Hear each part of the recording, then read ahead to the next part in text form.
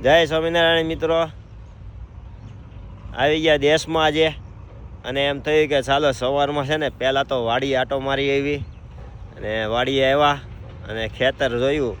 સીધા ખેતરે પહોંચ્યા ને એ મસ્ત આમ કપા ઊભો છે. જો કપાસ ઊભો છે, એમાં રૂના કુંબળા બહુ ઓછા છે. કેમ કે આ વર્ષમાં તો આપને ખબર જ છે કે નુકસાની કપાસમાં આવી જ છે બધાય ખેતર મતલબમાં. તો અમારે તો કપાસ છે એટલે અમારે પણ છે જ.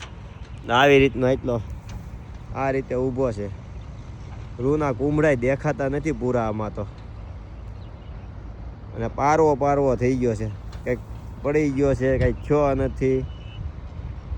અને ખડ પણ એટલું બધું ઉગી ગયું છે. આખા ખેતરમાં એ રીતનું જ છે. તો અત્યારે આવી હાલત છે ખેતરની. વાંધો નહીં, હાલો ને, કેમ કે આપણે ગામડાની મજા લેવા આવ્યા છીએ તો એ મજા લઈએ.